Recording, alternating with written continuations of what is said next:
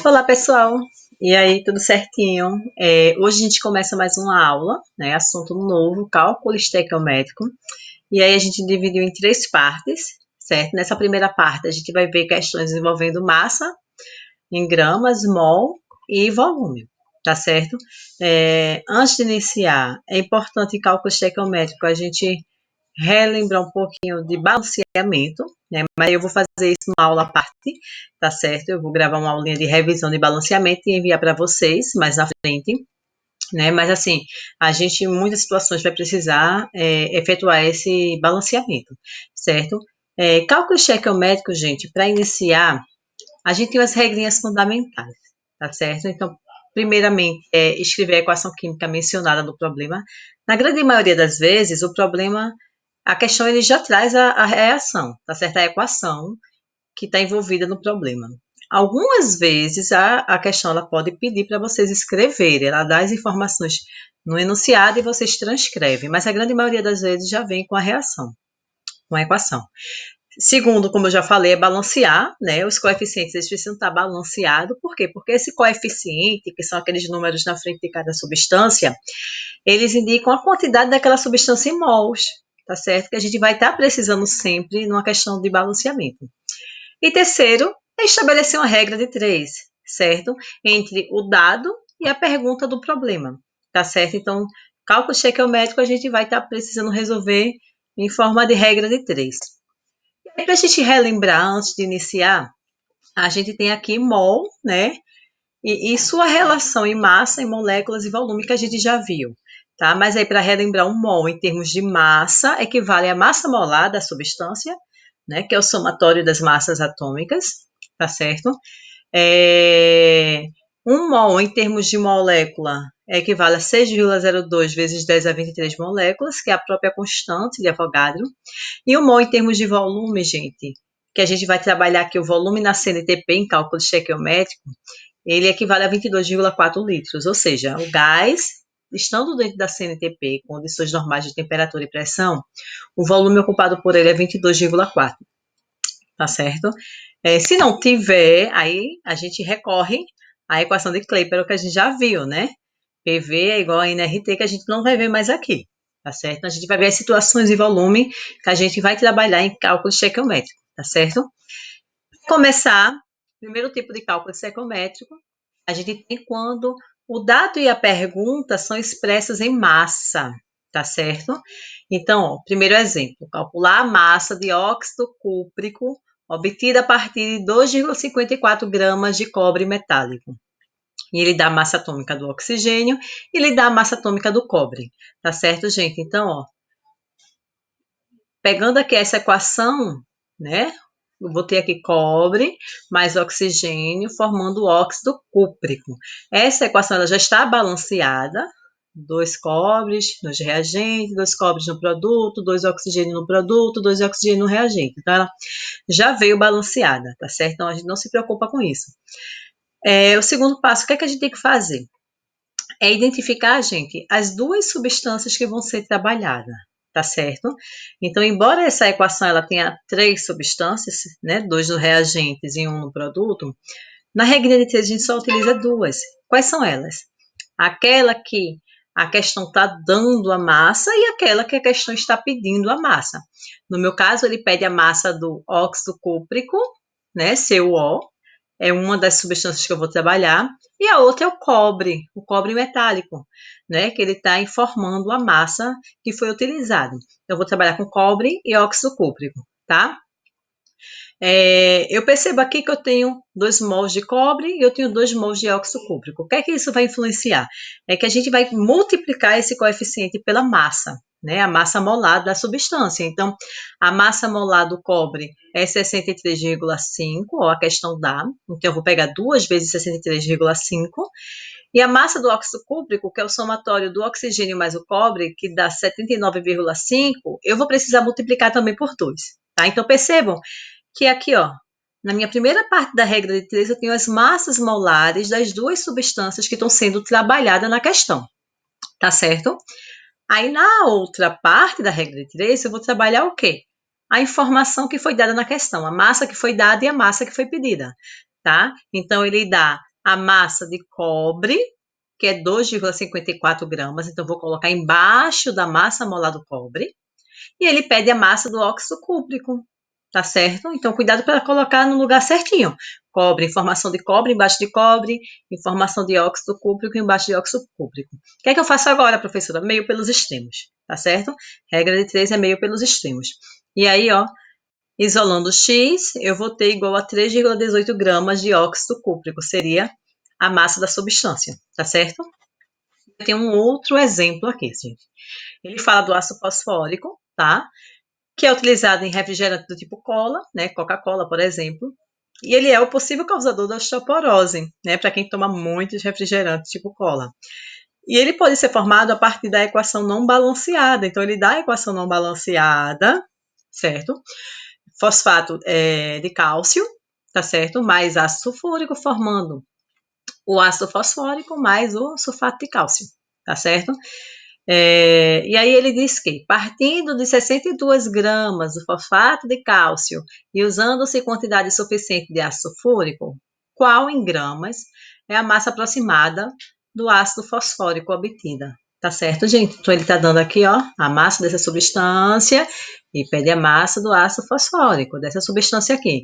Então já sei que eu vou estar trabalhando com as duas substâncias. Só que antes de começar, a gente vai precisar balancear essa equação, tá? Então, eu já tenho aqui a equação balanceada.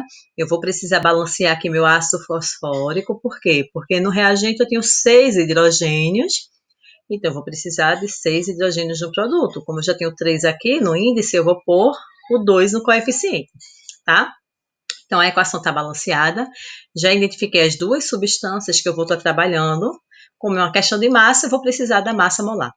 Aqui a gente não está vendo as informações, mas elas serão dadas, né, numa questão para vocês fazerem, como é um exemplo, eu não citei, mas o que é que a gente tem que fazer? A gente vai pegar a massa do cálcio, que é 40 vezes 2, né, mais a massa do fósforo, que é 31, mais 16 vezes 4, tudo isso aqui multiplica por 2, soma com do cálcio. Quando a gente faz esse balanço aqui, que vocês já aprenderam a fazer, a gente vai chegar em 310 gramas, é a massa molar nesta substância. E aqui a massa molar desta substância, o ácido fosfórico, vai dar 98 gramas, né? Só que aí eu vou ter que multiplicar por 2 por conta do coeficiente ser diferente de 1, tá? Então, eu tenho aqui massas molares das duas substâncias envolvidas. Embaixo eu vou ver as informações que a questão me trouxe, né? Então, ele está usando 62 gramas, ele está pedindo a quantidade aqui que foi produzida, tá? Então, coloquei embaixo de cada substância e agora eu faço meio pelos extremos. E aí eu chego ao valor de X, 39,2 gramas de ácido fosfórico, certo? Bom, gente, vamos aí para uma outra situação, né? Quando o dado e a pergunta são expressos em mols, e aí é muito mais simples, né? Por quê? Porque como eu já disse para vocês, a quantidade de mols de cada substância na reação, ela está expressa através do coeficiente estequiométrico. Então, eu tenho aqui um exemplo, ele pede para calcular o número de mols do ácido fosfórico, novamente, necessário para reagir totalmente com 9 mols de hidróxido de cálcio, tá certo? Ele dá a reação, né, da questão, que não está balanceada, então, a reação aqui balanceada, ela está aqui embaixo, tá? Eu identifico as duas substâncias, aqui ele está dando a quantidade e aqui ele está pedindo a quantidade em mols, tá?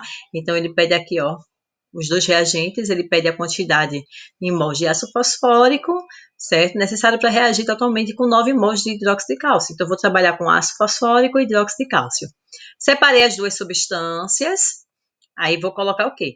A quantidade que a reação está me trazendo. Como é em mols, vai ser o próprio coeficiente estequiométrico. Então, aqui eu tenho 2 mols de ácido fosfórico e aqui eu tenho 3 mols de hidróxido de cálcio, tá?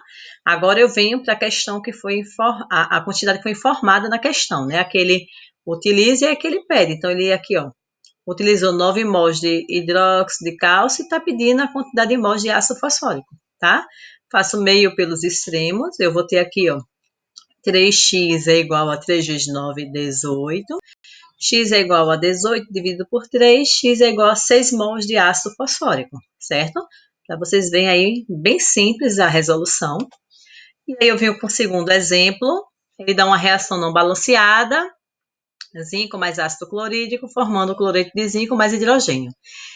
E ele pergunta qual o número de mols do átomo de zinco que reage completamente com 20 mols de ácido clorídrico. Tá, gente? Precisa balancear a reação, não está balanceada. Então, como eu tenho 2 cloros aqui no produto, eu vou colocar o número 2 no HCl para ficar com 2 cloros e 2 hidrogênios, tá? E balancear a equação. Já sei quais são as substâncias que eu vou trabalhar, né? Aquele pede a quantidade que é o zinco e aquele dá a informação, a quantidade que é o ácido clorídrico. Então, separei aqui o zinco e o ácido clorídrico. Em termos de mol, a quantidade informada na equação é, para cada 1 mol de zinco, eu preciso de 2 mols de ácido clorídrico, tá? E embaixo eu coloco aqui, ó, a quantidade utilizada do ácido clorídrico, que foi 20 mols, e a quantidade pedida do zinco, que é X.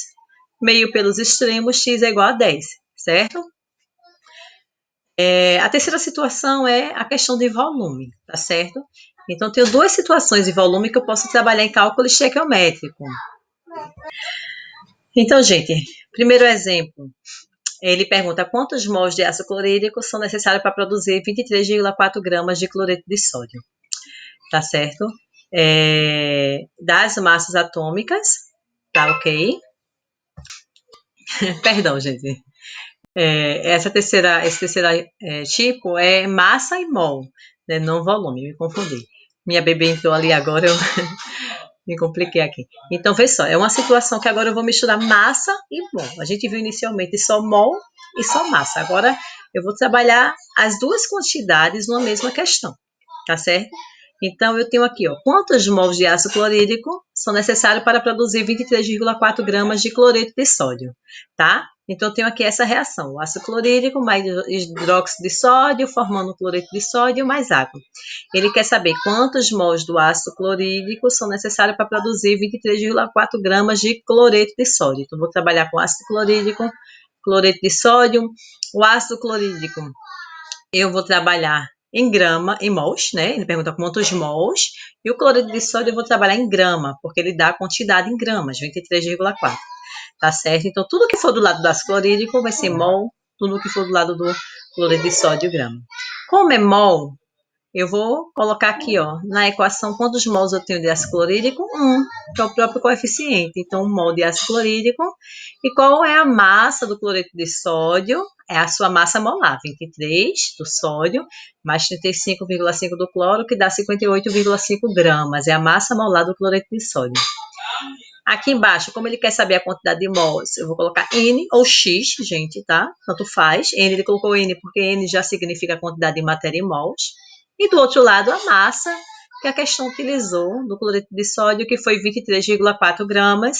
E aí, meio pelos extremos, o resultado já é a quantidade de mols do ácido clorídrico que ele quer saber, que deu 0,4 mols, tá? Segundo exemplo, quantos gramas de hidrogênio são liberados na reação completa de 2 mols de cálcio metálico com ácido clorídrico? Então, eu tenho aqui a equação já balanceada, né? E vou identificar as substâncias que eu vou trabalhar. Um é o hidrogênio, que ele quer saber a quantidade em gramas, tá certo? Que são liberados na reação completa de 2 mols do cálcio. Então, o cálcio, eu vou trabalhar com mols, certo? Porque ele deu a quantidade utilizada, que foi 2 mols, e o hidrogênio em gramas, que ele está pedindo. Tá? Então, em mols aqui do cálcio, olhando para a reação, eu tenho 1 mol de cálcio. É a quantidade utilizada. E o hidrogênio, tá? Como é em gramas, eu vou pegar a massa molar, que ele já deu aqui, ó. H2 é igual a 12 gramas por mol. Como o coeficiente é 1, vai ficar só 2 gramas, tá? Então, essas são as quantidades das substâncias em cada equação. Aqui embaixo do hidrogênio, eu vou colocar X, que é a quantidade que ele quer saber em gramas, e do cálcio é a quantidade que foi usada, que foi 2 mols. Meio pelos extremos, X é igual a 4 gramas de hidrogênio. Certo, gente? Então, não tem mistério. Só para prestar atenção, né? Identificar as substâncias, as unidades que estão sendo trabalhadas e colocar as informações da regra de 3, tá? Agora sim, eu vou trabalhar com volume. Certo? Então, quais são as situações que eu posso trabalhar com volume dentro de cálculo estequiométrico? Primeira situação é quando ele fala que o gás está na CNTP. E ele dá uma quantidade em massa e pede a outra em volume ou vice-versa. Então, eu vou trabalhar com massa em gramas e volume, só que dentro da CNTP. Porque se esse volume não tiver na CNTP, eu vou utilizar a equação de Clapeyron que eu já trabalhei com vocês.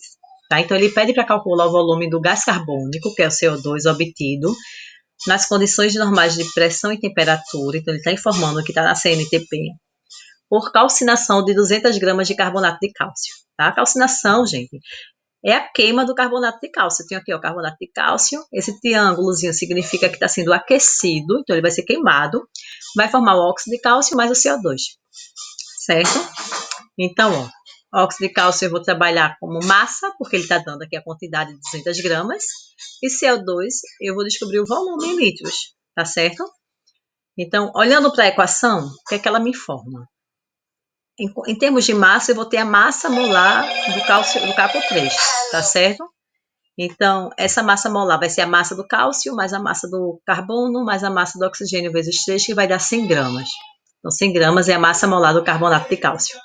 Do outro lado, qual é o volume de CO2? Como eu só tenho um mol, ele está na CNTP, vai ser 22,4 litros sempre, tá certo?